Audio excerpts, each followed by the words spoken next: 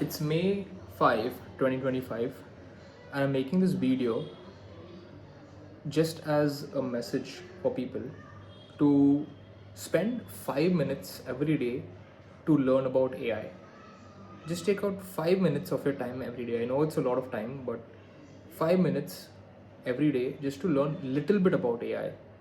Maybe where it's used, its use case, how to use it, maybe learn a small AI tool, just read an overview, read how someone else is using it. Just spend 5 minutes every day. If you're in a particular industry, then try to learn what developments of AI are happening in your industry. And my the reason I'm telling you to do this is because I feel we are undergoing a foundational change in the world. It's like just like how every year a new iPhone comes out, right? So the iteration is very fast. It's every year one new feature comes out and it's easy to adapt. Every 10-20 years a little bit more different technology come out, like EVs, electric vehicles, which is then everything from there changes. Now we have electric vehicles, electric cars, and every 50 years some foundational level change happens wherein it changes everything on top of that. Like the way technology and stuff operates, the way things operate, and everything. So imagine these are iPhones, which is the easy that iterates very fast. Then they have your EVs that come once in like 10-20 years. Something comes up every 20, and then you have these big guys, these big things that happen once in 50 years. Something comes up, and in this case I feel it's AI, artificial intelligence. Chips that are used to now power this AI are changing. Like we had CPU chips, we had GPU chips. Now we will have neural processing chips to operate neural networks. GPUs are relatively good at, for managing and handling AI. We call it AI, but like there's so much more to that word. We use the word AI, like AI, artificial intelligence, but there's so much, lot of stuff. We could call it. We used to call it ML, machine learning. We used to call it, data. So yeah. Any which is, we'll use the word AI for now. My point is, learn a little bit. It's a foundational change happening in the world, and we are at the peak of innovation. We are in the we need to keep up. It's The development is rapidly rising, and you need to keep up with the news. You need to keep up with what's happening. there's no there's nothing wrong if you don't keep up. I'm not saying like the world is going to end, but it's just that you will be in a much better space um, if you know what's happening with this particular technology. All right, I happen to discover it because we used to write assignments in our college. We use something called Quillbot, which is a paraphrasing tool. And then one of my friends, a writer friends, he told me like, "Hey Ian, check this out, Chat GPT." This was 2-3 years ago. Yeah, 3-4 years ago. I'm not sure. Where he made me play with the Babbage model, and I'm someone from, I love tech, I love design, but I did not know what AI was. Even though I was so much into tech. Like I used to build PCs, I built websites, and but I didn't know how to code. Like I would consider myself like a no code, low code kind of a person, someone who loves mixing design and tech together. But I don't code. I would rather use a no code tool, or just reference stuff from the internet and like plug things together. You could call me indie hacker, I guess, or a digital nomad, any which ways. He told me like, check this out. He was generating, I was like, wow, this is pretty cool. But that time DaVinci and Babbage were like crap. Like you would generate like this much amount of words, and then it starts hallucinating. It used to start hallucinating like really really quickly, basically. And we're like, shit, this is like rubbish. But didn't care about it. But then it got good. It got good. GPT-2 or GPT-1 was when 2 was, I think, when I revisited again, I was like, wow, okay, you can like generate stuff. We were You can generate like long texts, like paragraphs of texts, without it going bonkers. And that time I was in an agency, a full service design and tech agency, and we were making, one of the clients wanted to build a technical BRD for their app, mobile application. We were trying to sell. We wanted to, like, we were doing UI UX. We were doing like um full, like, full stack apps, web apps and stuff. And we were basically planning a project for a client, and we're like, hey, we can use AI to build the entire tech BRD actually.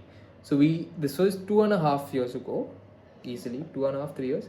And we just used this chat GPT 2 or 3 model, I'm not sure, 2 it was, I'm pretty sure. And we got some good amount of information, maybe not the best, but we got code references, we got this, and like literally how to build the technical, how to build the app. A tech BRD is a tech spec document of, it's a menu, it's a ingredient, a cookbook of building that technology app. How do you build it, how do you maintain it, how much it's going to cost. It's literally like, if you're building, the tech BRD is the first thing a client should need when you're building an app, basically any web app. They should know about the costs, what tools, what languages are going, whatever. And we built that with AI, and we got paid for it. And I was like, fuck, this is insane. This was like, I'm not from that coding space, so I didn't know much about like coding and tech. So getting access to someone who knows code and is responding so fast was like a game changer for us in the first place. And then it got better. AI got better. OpenAI launched GPT-3 or 4.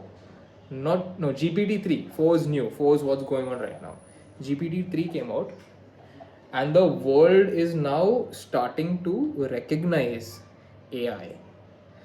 And I think OpenAI deserves the credit for the PR side of AI, because AI is a very old thing, and it was mainly being developed for other purposes and reasons. But OpenAI's use case and user experience, and because it was free, gave it PR, public relations, news. Like, wow, you can do this, you can do that. People were creating use cases. People were brainstorming, writing jobs are like big controversy in the space. A lot of drama in the space. Like writers are getting mad. Some writers were using it, blah blah blah. We were using it, but there's a theory. I have a small theory why jobs will not go away because of AI. I have a theory. I'll probably make another video about it. But long story short, with that theory is that if people want to hire someone, they would go and hire someone any which ways. If they can't hire someone, they'll always look for a free or cheap alternative. So that is the theory with human beings. Like, if I wanted to hire someone, and even if there's an AI tool that will do it, I would rather like hire someone to like press that button, because it's easier for me to interact with someone than technology. Humans beings don't really want to interact with technology. They rather interact with people, and that's why people work with people. People love people. It's yeah. No matter how big or small you make that button to press and it gets your work done, you still end up hiring people. That's my theory. I might be right or I might be wrong. So yeah, let time be the deciding factor for that. Yeah, AI has gotten better. OpenAI's use cases were cool, and now they were getting recognized, and now they're getting like good funding. And anyway, Sam Altman was from YC, so he doesn't need to worry about like getting funding and stuff. They literally are the best people to consult and the best people to raise money from and get access to other investors. Blah blah blah. Don't need to go down the rabbit hole. But my point is, AI kept on getting better and better. The use cases started getting better and better, and now with more data that it's receiving, it's fine tuning itself. It's learning what people like and people don't like, and the research engineers are like building a better product. And here we are today, where there's GPT-4 going on, 4.1 is going on. 01 was there, and then GPT-4 is going on. 4.5 research preview models are ongoing. We have many more AI companies now. Because of OpenAI, a lot of other AI companies started. I think Anthropic Claude came out during the GPT 3.2 era. Then you had like Perplexity, which is more search. You have your Gemini, Google, though deep research. The main people who actually started with researching AI and like building AI, they brought their product late to the market. Gemini launched, but Gemini is good with like text and all, is what I've heard. But they launched little bit late. Had they like done things faster, they would be almost at the same pace as OpenAI. But I mean, Google does have an advantage here because they have ecosystem advantage, ecosystem mode, which is you have Gmail, you have all your Google apps, Google Drive, and all of that stuff. So they have ecosystem advantage, which is what ChatGPT, OpenAI does not have that. So I mean, fair enough. Everyone, basically, all the AI people are going to win only at the end of the day. Nvidia, though, obviously is winning because you need something to power all of this. All that compute power is coming from these chips, right? Or that have to be water cooled and that are churning, like processing all of this stuff. That way, whenever you're prompting and on ChatGPT, it's going in through a GPU server and coming back to you. So, or it's cached on the server. I don't know. I don't want to get. I need to tell myself to not get technical. But yeah. Anyways, AI is going to keep on getting better, and hence my theory is to you is that just learn it 5 minutes a day, 5 minutes ले लो और थोड़ा सीखो, learn something new. You don't need to rush or anything. It's not like you have to do it every day. Try to know what's happening and try to see how you could solve your own problems with it. Initially also, when I was getting to learn AI and use AI, if you see my chat GPT, I'll actually show you. This is my laptop over here. Alright, I'll keep my video like this. I'm currently on OpenAI Cookbook. Like, this is OpenAI's what do you say, play for developers basically.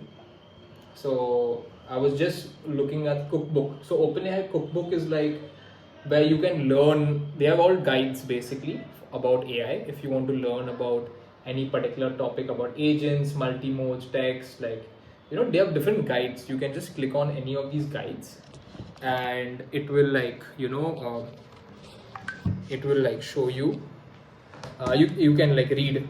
You can read the entire thing, and it's very nicely put together. They are definitely optimized it for your learning, for you to understand it. Developer experience is there. They have optimized it for developers, and yeah, OpenAI cookbook.openai.com is the link for you to access it. It's completely for free and it's by OpenAI themselves. So there's no, you're learning from the people who are developing the tech.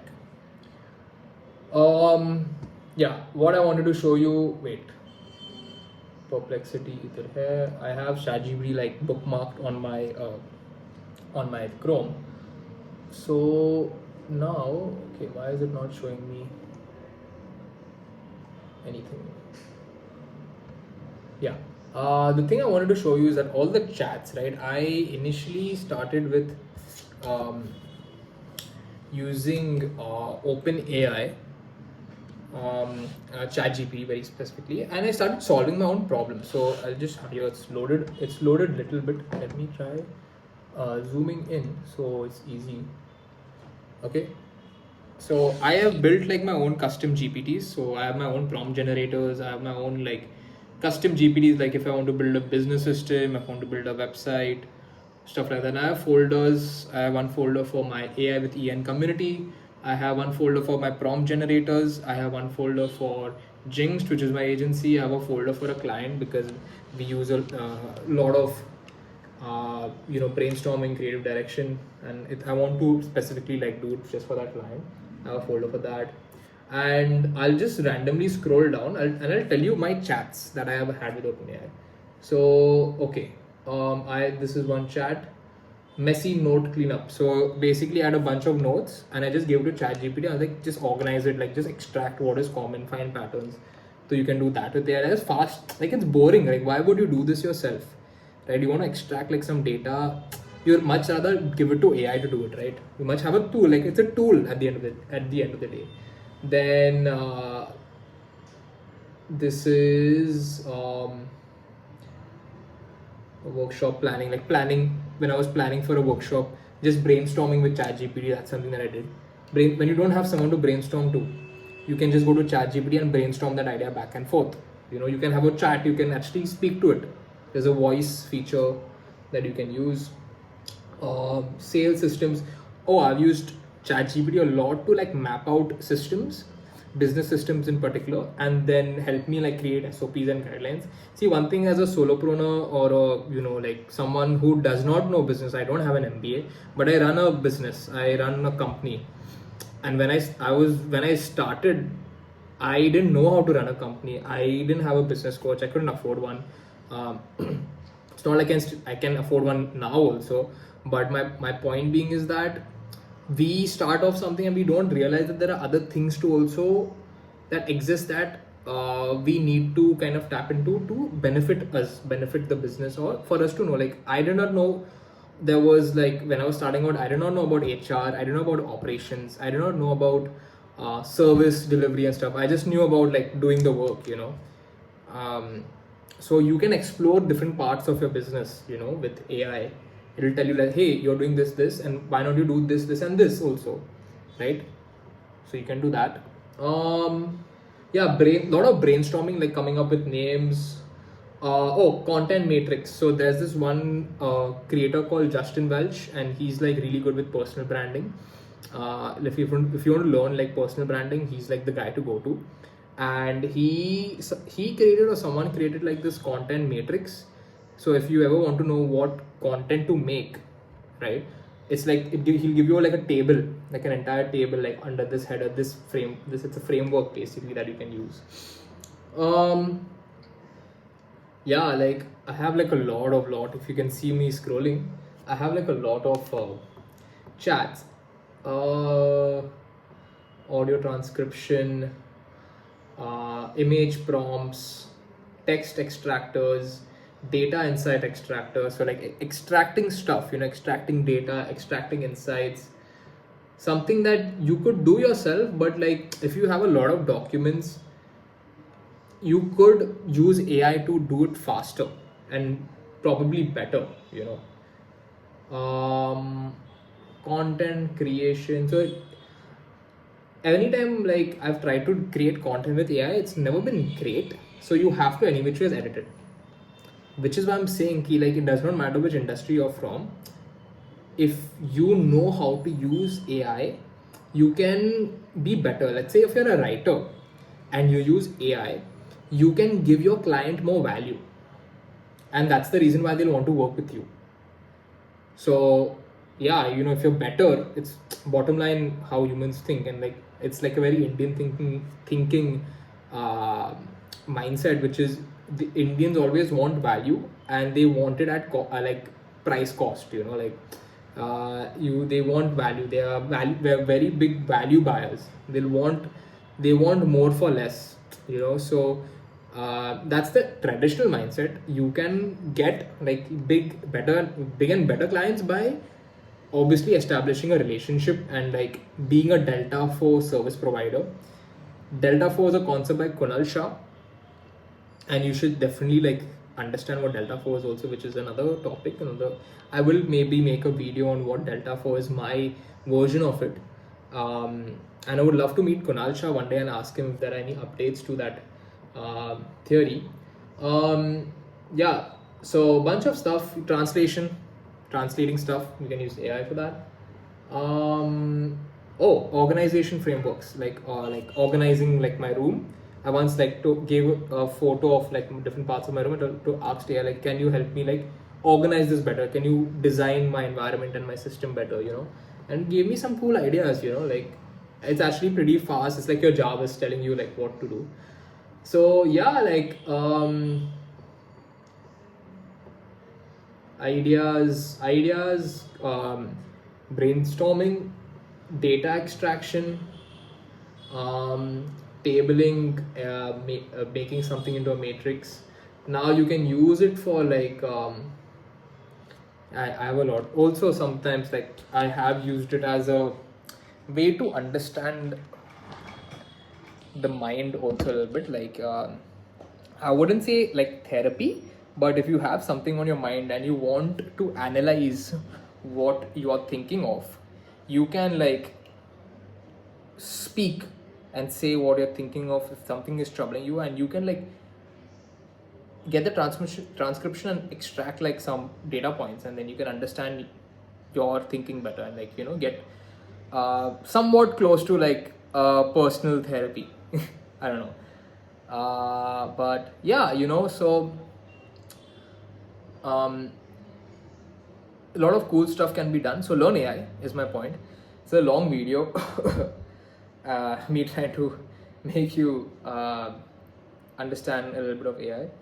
And if you're interested, I mean, obviously, like to learn more AI, you can always like there are a lot of YouTube channels, a lot of pages available. But if I also post content from time to time on YouTube, my Instagram, I have a Telegram community that you can join, and I try to share insights, value, and things that I am working on basically. So what am I working? What is someone actually doing in the space? Because I would say I'm very deeply involved with the space. So you don't need to like spend a lot of time going through and researching from all the scattered information all over the web. You can probably receive it from me from a single point of source, so that's the value that my community would provide to you, I hope, which is I'll try to consolidate information and make it easily accessible, and I'll try to distill it. I usually try to explain technical stuff in a very non-technical way. That is my goal, and that's always something that I have tried practicing. So yeah, I mean, obviously, like the community, to join the community is completely free. Like there's no cost or anything. I think the only thing I'll probably charge in the future is like if I had to like coach and train people physically, and like if it's taking a good amount of time. But I genuinely love teaching, and teaching for me is like passion. It's not work. I would do that any day, and I have like immense respect for like educational content creators that on YouTube, because they make content for free. And anytime someone's making content for free, I've always felt that they are the best people to learn from, because they're super passionate about teaching that particular subject in the first place. And when you learn from someone who's super passionate about teaching and that particular subject, it's like the best quality information and knowledge that you'll ever get. So I'm always constantly finding for like-minded creators, or like just creators who love people who love creating stuff, like are involved in that space. If you are someone that is super involved into some particular thing and you know a lot about it and you don't mind sharing it with the world, then you should create content. I'm not going to say become an influencer or a creator. Start telling people about it. Understand that social media or these platforms are just a way to reach a lot of people from a single point. You don't have to speak to one person individually. You can make one piece of video or content, and it will be accessible. And if it's something that people like, it will get distributed by itself. People will share it, or the platform will start showing it to people who like that particular topic. So it will find its way. So yeah, that's my video for today. It's 25 minutes almost. I talk a lot, but yeah, it was nice speaking to you, I guess. Have a good day or a good night, whatever. Cheers. Bye bye.